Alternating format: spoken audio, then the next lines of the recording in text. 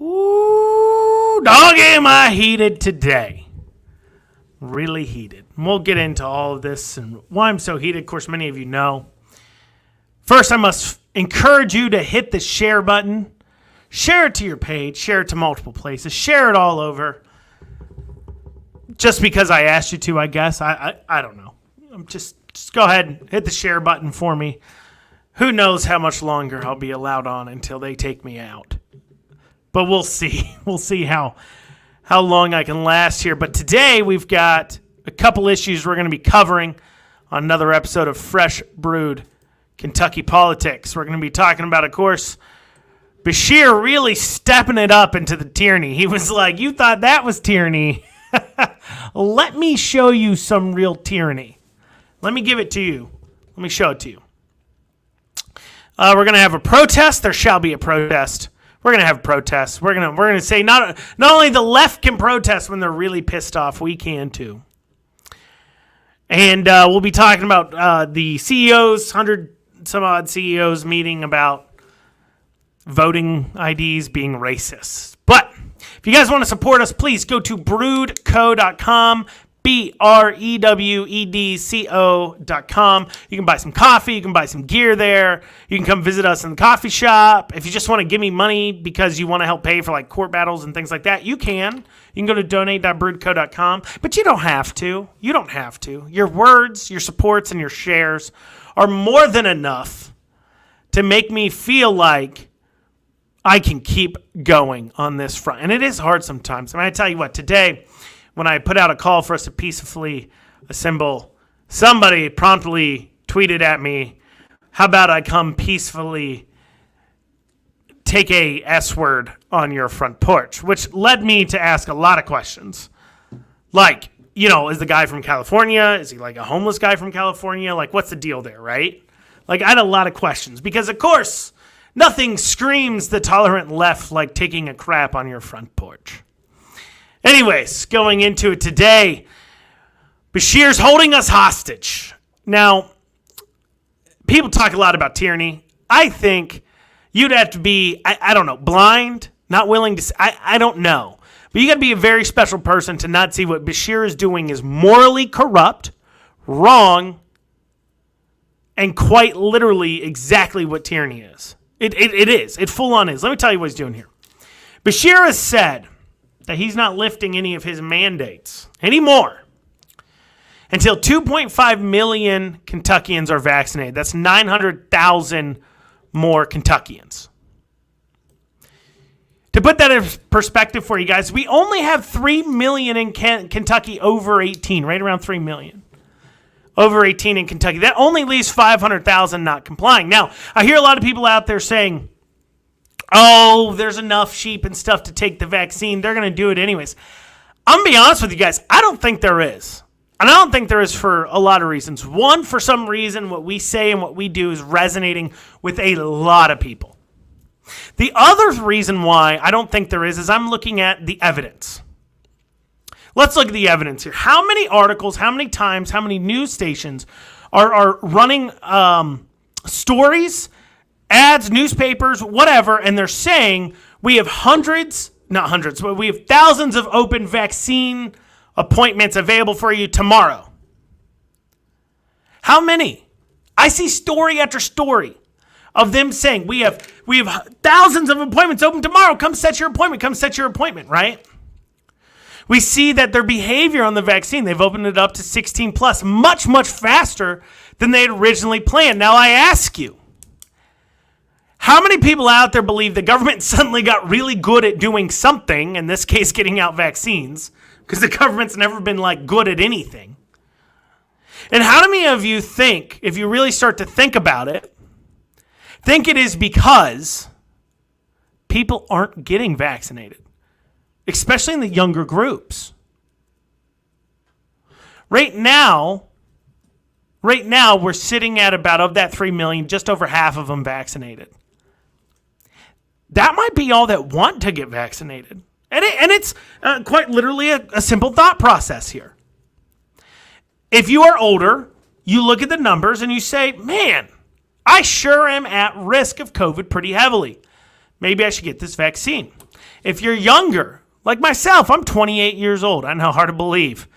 I am but 28, but yet I feel like I've lived a lifetime over the last year because of what this governor has done to us. But if you're like me, you look at the numbers, man, under 30, according to the CDC, now the CDC only counts confirmed cases. See, the state will say we have 8 deaths under 30 in the state, but the CDC will say we only have 3 deaths under 30 in the state. So you look at those numbers and you say, well, geez, oh, Pete's. COVID doesn't seem to be that dangerous to me.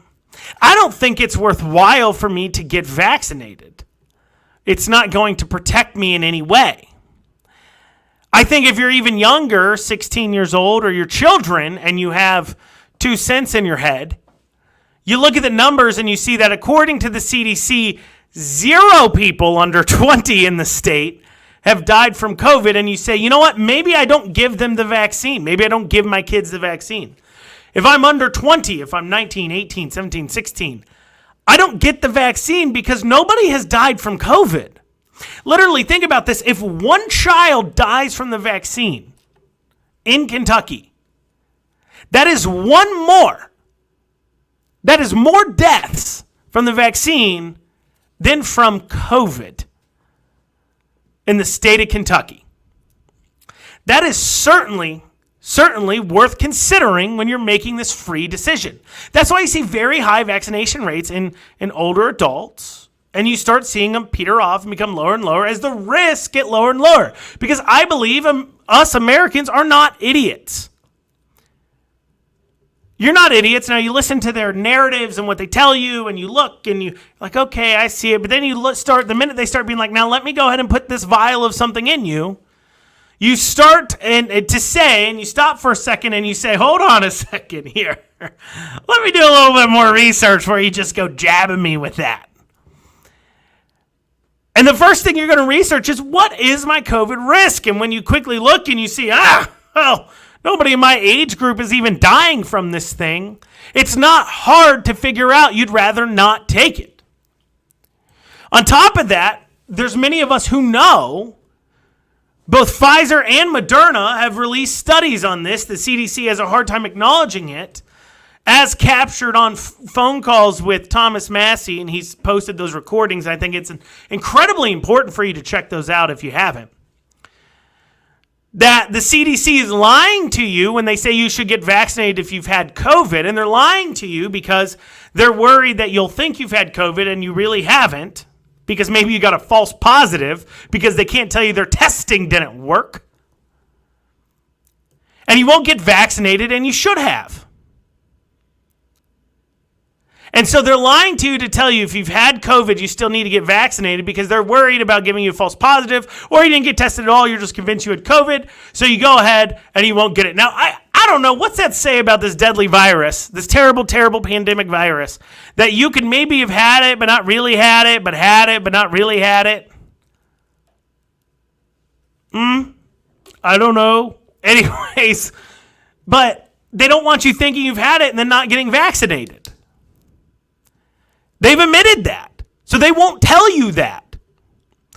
But most of us are intelligent enough human beings to know, well, hold on. You get immunities from COVID, and it is true. There's been less than, last article I read, less than 50 confirmed in the entire world. Over 35 million COVID cases, entire world. There has been less than 50 reinfections. Less than 50. Less than 50. So it just goes to show you. But so what's Beshear do? Well, he decides, hey, I'm going to hold you hostage. Until you do what I want you to do, you're not going to be free. Now, this is kind of what he's been forced into do because he can't mandate the vaccine. He can't mandate it for 2 reasons. One, you cannot mandate a vaccine that's been approved under emergency use authorizations. You also can't mandate a vaccine as a government. Can't mandate COVID because SB 8 passed this fall. SB 8 passed this past fall here. And so because of that, and because he can't mandate it, he's doing something that is much more eviler. Sorry, bad grammar. He's doing something incredibly evil. And I believe it was Harvard that did a study on it. It could have been in our school, but there's a study done on monkeys. And what they did was they hung a banana from the top of the roof of a cage. And they put a ladder in the middle of the cage. And every time a monkey climbed the ladder and got to the top, they would spray the rest of the monkeys in the cage with a water hose. It only took a few times for the monkeys to quickly catch on and realize that if you start climbing this ladder, the rest of them will get sprayed. So every time somebody went to climb the ladder, all the other monkeys in the cage would start to beat the person up. And this is exactly what Beshear is doing. In fact, I would say it's reckless in the sense that you are inciting violence on those of us who don't want to be vaccinated. You're inciting violence against us by people who believe that the ticket to their freedom is just us complying. You're inciting violence on us. And what's scarier about that study, that was just part of the study. What's scarier about that study is they started to remove one monkey at a time. So they remove one monkey out of the cage, they put a new one in. And that monkey would quickly learn from the rest of the behavior that if you tried to climb that ladder, we'd all beat you up. They joined in, and they quickly realized if you climb the ladder, you beat up people. And they steadily replaced the monkeys one by one until there was no monkeys left that had ever been sprayed by the hose. So you had an entire cage full of monkeys that had no idea what would happen if you climbed the ladder and reached for the banana. They had never been sprayed themselves. But yet, every time a monkey tried to climb the ladder, they would all beat them up. They didn't even know why. They just knew groupthink told them to do it. And that disgusting psychological anomaly that occurs with humans sometimes, that says that group think, the power of the mob, one of the uglier sides of human beings. That truly is. I mean, our founding fathers believed the most important rights were those. The most important rights were those that were going to the individual. That's what our founding fathers believed. And they knew that mob mentality was one of the evilest parts of human nature. That's why they enshrined the rights to life, liberty, and property for the individual. The greatest minority is the individual. They knew it. And yet you have a governor here in Kentucky doing the exact thing, taking advantage of the ugliest side of human beings when it comes to mob mentality to make you do what he wants you to do. That's disgusting. That is morally reprehensible. This is the bottom of the barrel kind of human behavior. This man shouldn't be trusted to run his own family, let alone run a state, if he's willing to engage in this kind of behavior. And he can't even mandate you get the vaccine, so he's getting the disgusting part of society to do it for you. He is a bad person. I used to joke around and be like, he's just an idiot or whatever. He's just a bad person. This is the kind of thing that bad people do. And the fact he would proudly say it. See, at least all the other governors in these other blue states aren't saying the quiet part out loud. The quiet part is, hey, if you all get enough vaccinated, we'll go ahead and let you out.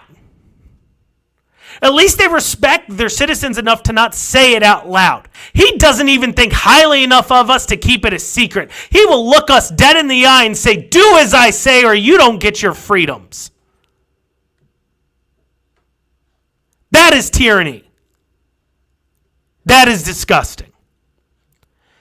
So we're going to push back on this. And we're first going to push back in a peaceful way. And we're going to gather on Wednesday peacefully.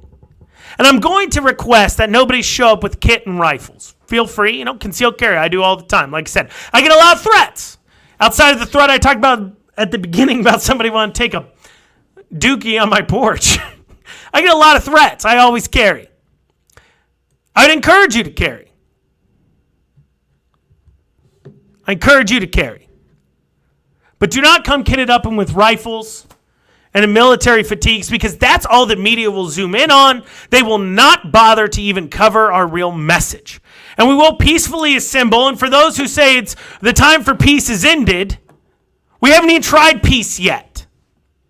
The left can march in the streets for weeks on end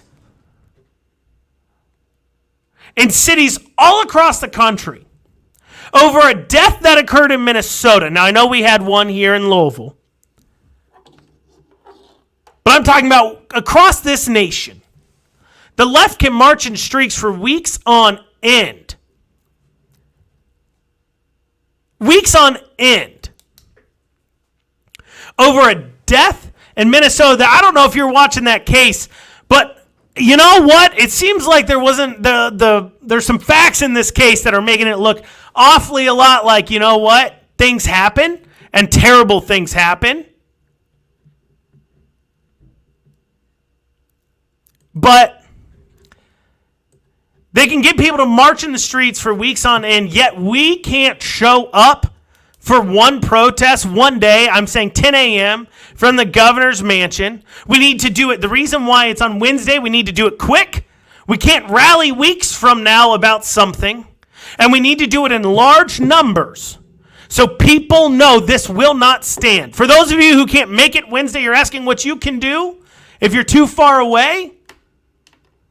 I'd encourage you to hold a protest at your local city hall, at your local sheriff's office, demanding they do not enforce these mandates any longer. We are not negotiation chips.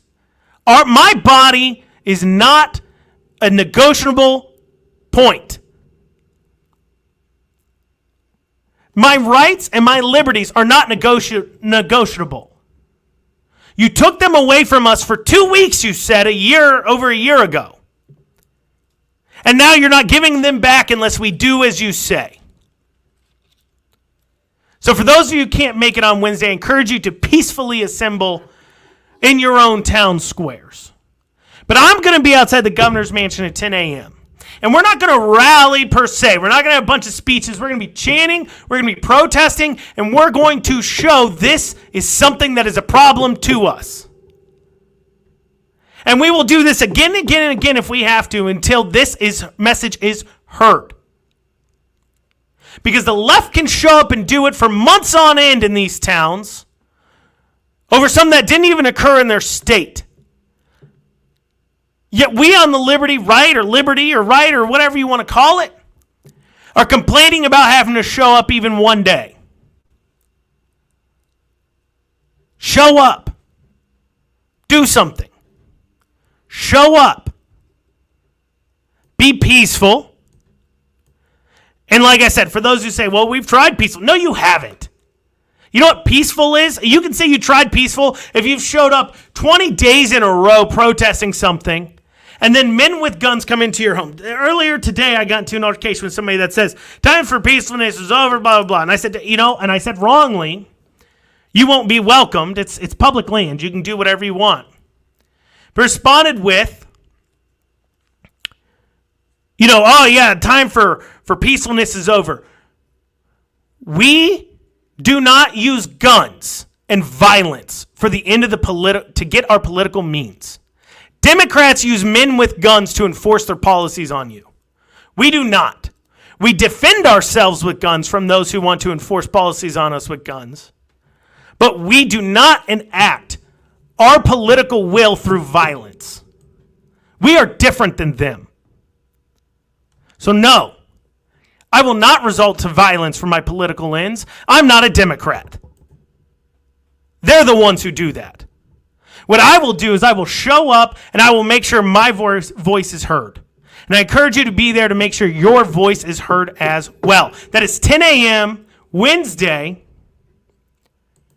the 14th April 14th, out in front of the governor's mansion. 10 a.m. Show up. Don't wish you could do more later on. And please, like I said, do not show up visibly armed. So that way the media just zeroes in on you and instead isn't zeroing in on the fact that you have people standing there protesting this idea that we need to negotiate with you. Whether you've gotten the vaccine or not, I don't care. If you want to get the vaccine, go get it. That's not what this is about. This is about a simple idea.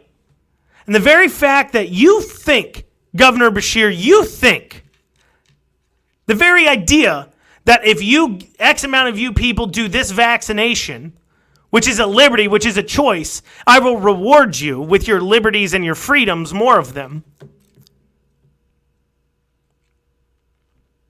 That is wrong, and that's what we're protesting. As our founders said, those who give up liberty for a little bit of security deserve neither. And I promise you this much. You give up your liberty and you get vaccinated when you don't want to. If you want to, get vaccinated. But if you don't want to, and you give up your liberty to get vaccinated because he's saying you have to open this back up, I promise you this much. If it works, this will not be the last time it happens. This will not be the last time it happens. They will keep doing this the minute they know it will work. And we have to stand strong on this. And as I said, for those of you who think he's going to get 900,000 people vaccinated, I don't think he will. They're having a problem. You don't push something this hard on us if people want it. I don't think they will. I think there's more people than you think there are who aren't wanting to get vaccinated if you're one of us who doesn't want to. And there's a whole heck of a lot more people than that who believe it should be a choice. This is like the plot of a bad movie. It is. Like, you know what's funny is we actually joked about this. If you go on our Facebook like 2 weeks ago, I made a post that said,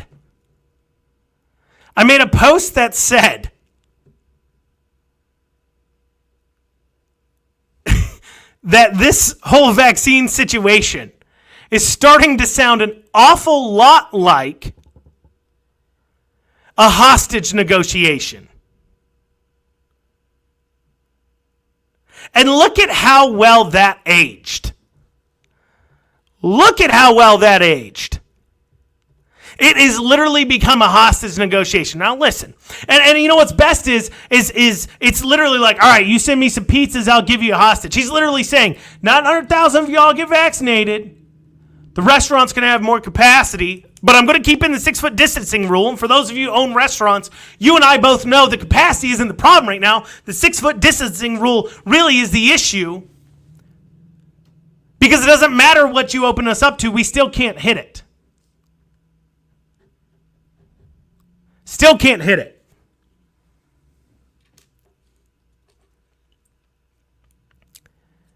But he says if you go ahead and these 900,000 more people get vaccinated, I'll lift this, I'll lift that, I'll take away capacity restrictions on gatherings of 1,000 less. But you'll still have the mask mandate because we're worried about the variants. The threat of a variant of a disease never goes away for you dumb-heads out there that don't know that. As long as the disease still somewhat exists, you can have a variant of it occur. That's a never-ending threat. That's one of the simple ideas about what he said. We're worried about the variants. We're going to keep the mask on anyways. So he's not even giving you all your freedoms back for just a little bit of compliance, guys. Just a little bit of compliance, guys. We'll give you some of your freedoms. Like I said, it's a hostage negotiation. Listen, I'll give you the freedom to run your business as you see fit, if for those business owners, if you give me 300,000 vaccinated. What is this? This is not a negotiation. It's like a bad movie. This is like dystopian future movie stuff. Well, the government then forced the vaccine on people and you couldn't operate, and then you got vaccine passports. This is ridiculous. What is going on? I cannot imagine. It's like when I thought they go far enough, they just go farther. Like, I know how you guys feel about, the closures. Obviously, we fight the closures. So business closures were pretty far. I think it's a whole nother level of tyranny when you're sitting there saying if the group doesn't do X, you all get punished. For those of you who are completely unaware, that does take away your individuality as well. For any of you guys who perhaps were in the military or something like that, you guys know this. There's a stage of basic training where the entire group will get punished for one person's behaviors. And it's to encourage compliance and groupthink. It's to break the individual wills for the purpose of the military training. This is exactly the same thing. And it's chilling to see. It's chilling to see. Now, this is, obviously, as you guys know, this is a podcast, not just Ray and I do. I do this Monday, Wednesdays, and Fridays. After this, I will be on Lions of Liberty podcast if you want to check that out today. But I did want to talk about these 100 companies getting together about voting rules. Now, we talked about how somehow IDs are racist, which I find really funny because when you look at the CEO, so like one of the main organizers of this was the former CEO of American Express. I would love to see the portionality of American Express's credit card turndowns. Wouldn't it be interesting to see if American Express turned down a higher percentage of minorities than white people? I'm not saying, because those who are unaware, American Express is a very high-level rewards card. There's a lot of places that don't even take it because the processing percentages are so high. So American Express is a little bit more of an eliter card. A little bit more of an eliter card for those of you who are unaware. And I'm going to tell you this much. And I'm not big into talking about racial stuff, but they brought it up. But I'm just going to say most of the time when I see somebody use an American Express card, like 90% of the time, they're white. So if anecdotal evidence, I think American Express is one to talk about racism. I'd love to see, do they have a proportional makeup of the United States racial breakdown of card users? If we have 30% African American in this country, I don't know what it is, but let's say that's it because personally I don't really pay too much attention to that. But let's say we have 30%. Does American Express have 30% of their card holders being African American? If not, that seems awfully racist. But yeah, he was CEO of it, and he's going to tell us all. These private corporations are going to tell us all how our voting rules should work. Now, I have yet to hear, and if anybody out there listening to this, and I know there's a lot of people that listen to this that just like outright hate my guts, and you're listening to it because you want to know what the other side's doing, and I congratulate you for doing that. At least you're listening to what the other side are doing. I appreciate that. I listen to your guys' podcasts all the time. You guys a lot, and you seem unable to put together a complete thought, and you seem underprepared for your podcast, but, I listen to them. Some of you do better than others. So if you're listening to this, send me an explanation for how IDs are racist. Because I tell you this much, if minorities are having a hard time getting IDs in this country, that's a problem we need to fix because you literally cannot live life in this country without an ID. You can't. You literally cannot live life in this country without an ID. We need to fix that problem now. We don't need to fix our voting rules. If showing an ID is racist because minorities can't get IDs, we need to fix how people get IDs now. That's what needs to happen. But I got a feeling that's not the issue. I got a feeling you don't want IDs. The left doesn't. Because they like fraud. I'll tell you what I mean. They're saying it wide out in the open earlier. During 2020, what'd they say? They said, hey, go vote. Grab a friend. Make a plan to vote. Help your friend make a plan to vote. They're saying that as they're sending out mass mail-in ballots. As they're sending out mass mail-in ballots that don't require IDs. Are you telling people? Hey, grab your friend's mail-in ballot that they're not going to send in, fill it out for them, and send it on in for them. We all know that's exactly what you were doing.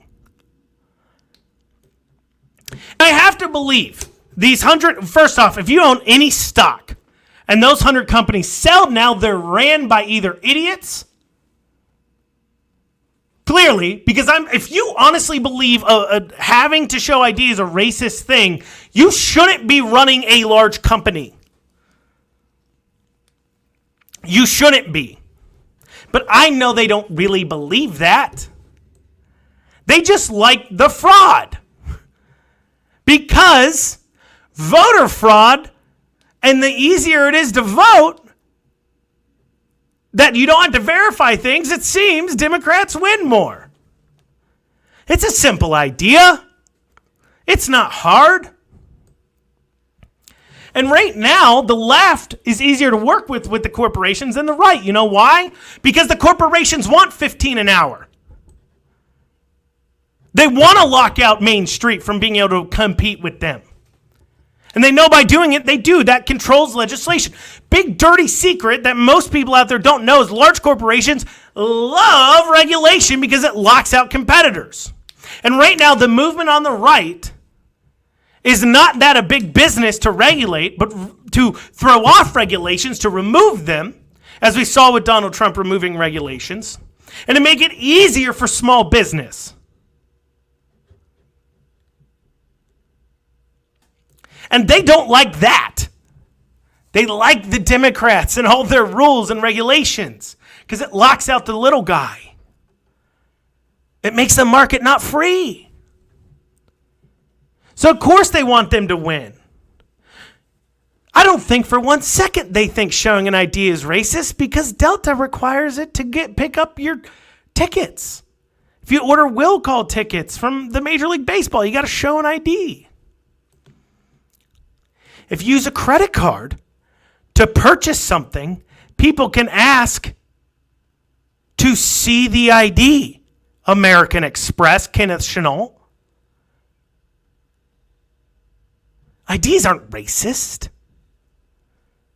You just don't want secure elections. That's the problem. That's the problem. Georgia's voting law isn't even that bad. When you compare it out, you know what the only thing Georgia's voting law does different than all 50 other states? It's one thing. They require you to write your ID number on your mail-in ballots. That's the problem. You can't just grab your roommate's mail-in ballot now and fill it out for them, or the 8 people who you got sent mail-in ballots for because they never changed their address properly. For those of you who say, what do you mean by that? When the governor released a KSP to come investigate me because he decided I was worth investigating, don't get me started.